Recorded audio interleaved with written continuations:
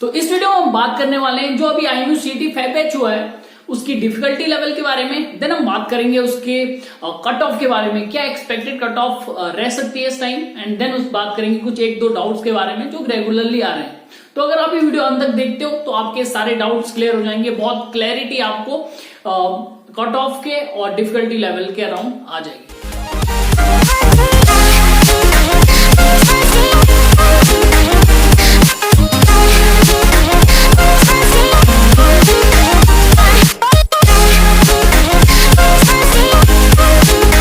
So hey guys, what's up? This is AJ and today in this video basically we are going to talk about IIMU CET Feb Batch exam and जिसमें मैं आपको बताऊंगा difficulty level. और difficulty level जो मैं आपको बताने वाला हूँ वो मैं अपने एक्सपीरियंस से बताने वाला हूँ, ठीक है।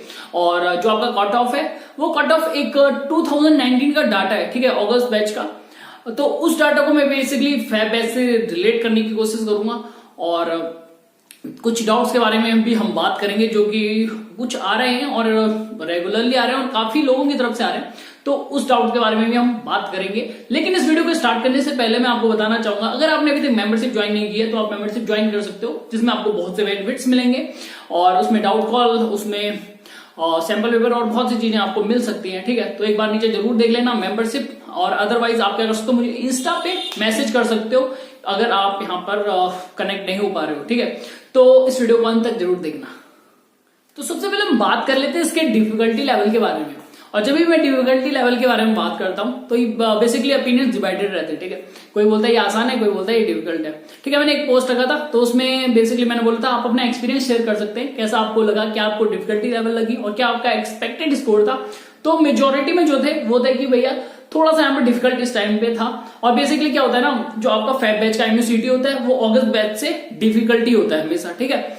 तो ये आपका ओपिनियन था कि थोड़ा डिफिकल्ट था। अब नाउ मैं अपने ओपिनियन के हिसाब से, अपने एक्सपीरियंस के हिसाब से बताने वाला हूँ, ठीक है। सो सबसे पहले यहाँ पर आपको बता दूं जो डिफिकल्टी लेवल होता है बेसिकली किसी भी एग्जाम का वो डिपेंड करता है टाइम पे, ठीक है। टाइम पे कैसे डिपेंड करता है, तो IIMU CET में होता है आपके पास 200 क्वेश्चंस, 180 मिनट आपके पास अवेलेबल होते हैं, ठीक है। अगर आप इसको एकदम डिवाइडेड करोगे तो आपको पता चलेगा कि एक क्वेश्चन को करने के लिए आपके पास है 54 सेकंड्स, जो कि बहुत कम टाइम है, ठीक है।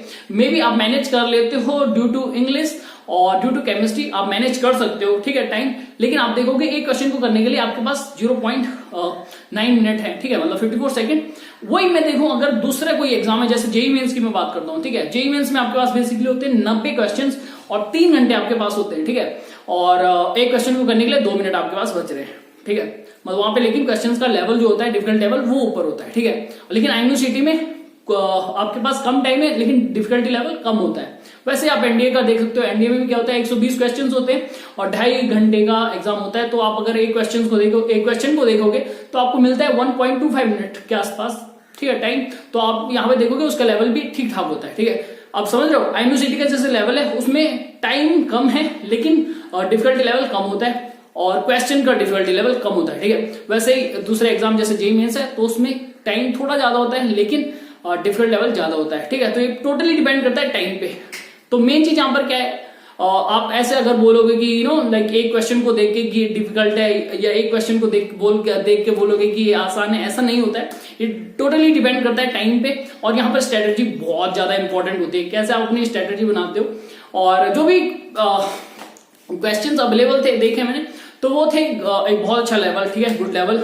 स्पेशली जैसे कि आपका इंग्लिश है बहुत आसान होता है हमेशा ही, जनरल एप्टीट्यूड होता है वो भी बहुत आसान होता है, ठीक है। ये ऐसी चीजें इनमें प्रैक्टिस चाहिए होती है, ठीक है। अगर आपकी प्रैक्टिस है तो कैसा भी हो तो आप कर ही लोगे, ठीक है। लेकिन जो मेन चीज होती है वो होती है आपकी मैथ्स होती है और फिजिक्स होती है, ठीक है, क्योंकि यहाँ पर 11th का सिलेबस बहुत आता है और यहाँ पर आपके कॉन्सेप्ट एकदम क्लियर होने चाहिए, मतलब आपको सारी चीजें पता होनी चाहिए, ठीक है। बेसिकली कहने का मतलब ये मे भी इतनी डेप्थ में ना हो जाओ, ठीक है। डेप्थ में वो जेईई मेंस के टाइम पे चाहिए होता है, यहाँ पे नहीं चाहिए होता है कि डेप्थ में जाओ एकदम। लेकिन आपको बेसिक चीजें सारी पता होनी चाहिए, बेसिक आपको क्लियर होने चाहिए, आपके फॉर्मूले सारे क्लियर होने चाहिए, थ्योरी थोड़ा थोड़ा है ना अच्छे से आपको पता होनी चाहिए कि मतलब जैसे लेंस लॉ हो गया और न्यूटन का सेकंड लॉ, तो उनकी थ्योरी अच्छी पता होनी चाहिए। क्योंकि कभी कभी वो नोटेशन में आ जाती है like dp/dt is directly proportional to f, तो ऐसे लाइक ऐसे में ऑप्शन में भी आ जाते हैं। तो बेसिकली ऐसे आपको देखना होता है, ठीक है। तो डिफिकल्टी लेवल इसका इस टाइम का आप कह सकते हो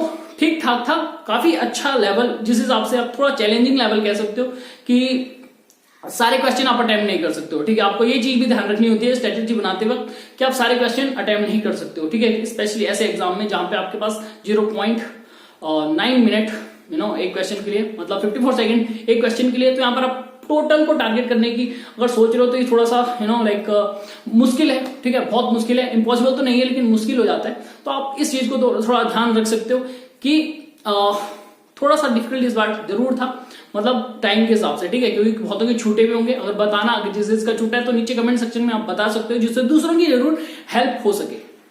now we are going to talk about the cut off. और ठीक है, जब मैं कट ऑफ की बात करता हूं ना, तो यहाँ पर कोई कट ऑफ होती नहीं है बेसिकली। यहाँ पे होता है रैंक सिस्टम, और रैंक सिस्टम में क्या होता है कि 520 के आसपास आपकी जो भी रैंक लगेंगे, और जिनके 520 जो टॉप की रैंक्स होंगी उनका ही नाम आएगा, ठीक है। ये बहुत सिंपल सी प्रोसीजर है। इसमें ऐसा नहीं है कि भैया, जैसे बहुत से क्वेश्चन आजकल कमेंट सेक्शन में आप देखोगे तो वहां पे आ रहा है कि भैया मैंने 120 सही किए तो मेरी कौन सी रैंक बन जाएगी, मेरी 130 सही है कौन सी रैंक बन जाएगी, 170 सही है मेरी कौन सी रैंक बन जाएगी, 150 सही है। ऐसे वाले आपने बहुत देखे होंगे, और इंस्टा पे मुझे ऐसे बहुत से आ रहे हैं कि भैया मेरी 150 बने हुए तो मेरी क्या रैंक आ सकती है। आपको एक चीज ध्यान रखनी है, देखो आपने परसेंटाइल सिस्टम सुना होगा जेईई मेंस में जैसे होता है, तो आपको यही एकदम ध्यान में रखना है। आपको ये देखना है कि आपके साथ जिन्होंने एग्जाम दिया है उनका एग्जाम कैसा गया है, उनका आपसे अच्छा गया है या बुरा गया है। वैसे आपको सीधे 17 को ही पता चलेगा, लेकिन बेसिकली इसमें क्या है कि आपके साथ जिन्होंने एग्जाम दिया है उन्होंने आपसे अच्छा दिया है या बुरा दिया है, ठीक है। ये इसके हिसाब से अकॉर्डिंग चलेगा। और रैंक में जिसकी 520 जो भी स्टार्टिंग के रैंक कर रहेंगे तो उन्हीं का ही नाम आएगा, ठीक है। और इसमें ऐसा नहीं है कि मेरे 110 है तो मेरे क्या आ सकते हैं, ऐसा कुछ नहीं है। 110 में भी आपका आ सकता है, लेकिन आपके आगे वाले थोड़ा कम होने चाहिए, मतलब समझ रहे हो ना। अगर आपके आगे 400 है तो आप 401 वाले होंगे और आपका नाम आ जाएगा। तो इस चीज का ध्यान रखना। और ठीक है, वैसे मैं फिर भी एक्सपेक्टेड कट ऑफ 2019 के जो IMUCT हुआ था तो उसकी ओपनिंग रैंक के हिसाब से आपको बताने वाला हूं, ठीक है। जो ओपनिंग रैंक लगी थी, ठीक है, जैसे कि आपको पता है अगस्त बैच में क्या होता है ना कि लिस्ट लगती है, ठीक है, first list, second list, third list, क्योंकि वहां पे बहुत ज्यादा नाम आते हैं, तो उस हिसाब से मैं बताने वाला हूँ। जो स्टार्टिंग की ओपनिंग रैंक लगी थी वो लगी थी 171 के करीब, ठीक है, और जो क्लोजिंग रैंक थी वो थी 123 के आसपास। तो आप कह सकते हो अगर मैं इसका एक्सपेक्टेड कट ऑफ देखूं, ठीक है, कट ऑफ मतलब सेफ जोन, अब आपके ऊपर अगर नंबर है तो वो तब तो आप एकदम सेफ हो, लेकिन आप देख सकते हो 130 से 150 के अंदर अगर आप हो तो आप सेफ अपने आप को समझ सकते हो, ठीक है। ये कहीं ना कहीं मुझे लगता है, ठीक है, एक्सपेक्टेड कट ऑफ, लेकिन आप यहाँ पर बिल्कुल एक ऑरेंज मतलब एक परफेक्ट नंबर पे नहीं जा सकते हो, ठीक है। सिंपल सी बात है, एक्सपेक्टेड रख सकते हो 130 से 150। स्पेशली अब की बार बोल रहे थे डिफिकल्टी ज्यादा है तो मे बी 130 के आसपास ही हो, ठीक है, लेकिन फिर भी 130 से 150 की रेंज आप रख सकते हो। अगर आप वहां हो तो आप सेफ हो। अदरवाइज ऐसा कुछ नहीं है, अगर आपके 120 भी है ऐसा कुछ नहीं है, आपके 120 में भी सेफ हो सकते हैं, लेकिन आपके आगे वालों के कम नंबर होने चाहिए, ठीक है, ठीक है। तो इस चीज का थोड़ा सा ध्यान रखना कि 171 से स्टार्ट हुआ था और 123 के आसपास ऐसे खत्म हुआ था, ठीक है। वो 2019 की मैं बात कर रहा हूँ, और फेब बैच से थोड़ा डिफरेंट होता है, ठीक है, अगस्त बैच की तरह नहीं होता है। यहाँ पर थोड़ा सा चीजें ही डिफरेंट होती हैं, एग्जाम का लेवल थोड़ा डिफिकल्ट हो जाता है, और साथ ही साथ रैंक सिस्टम कम होती है, इसमें रैंक भी कम होती है। तो ये चीज आपको ध्यान में रखनी है। So now we are going to talk about some doubts, जो कि बेसिकली बहुत डाउट्स आ रहे थे, ठीक है। वो था कि भैया मेरे बीच में टर्मिनेट हो गया है, और ये बहुतों के साथ हुआ है। और देखो, सबसे पहले मैं यहाँ पर आपको कहना चाहूंगा, मैंने एक वीडियो बनाई थी इंस्ट्रक्शन वाली वीडियो, डू एंड डोंट्स वाली वीडियो, 2 पार्ट मैंने बहुत उन पे जोर देके बोला था कि आपको ये वीडियो जरूर देखनी है, और अगर आपने वो नहीं देखी है तो मे बी आपको प्रॉब्लम जरूर हुई होगी। और सेम यहाँ पर अगर आपके, मैंने क्या बताया था कि कमरे में आपके कोई होना नहीं चाहिए, ठीक है। अगर आपके कमरे में कोई क्रॉस मतलब कोई भी आ गया है, आपके बैकग्राउंड में आ गया है, कोई सामने आ गया है और इस वजह से टर्मिनेट हो गया, तो यहाँ पर आपकी गलती है, क्योंकि यहाँ पर इंस्ट्रक्शंस पहले से ही थे, ठीक है। दिस इज योर फॉल्ट और ये आपको एक्सेप्ट करना पड़ेगा, ठीक है। और बहुत से बोल रहे थे री एग्जाम, नहीं, ऐसा कुछ नहीं होता, री एग्जाम उनके लिए नहीं होगा। एग्जाम एक बार हो गया तो हो गया, ठीक है। और साथ ही साथ बहुत से पूछ रहे थे भैया मेरे पास स्पॉन्सरशिप नहीं है और मैंने एग्जाम दे दिया है तो अब क्या होगा। देखो सिंपल सी बात है, स्पॉन्सरशिप मैंने पहले बताया था, स्पॉन्सरशिप लेना पहले जरूरी है, ठीक है, IMUCT से। और अगर आपने नहीं ली है तो ये आपकी गलती है।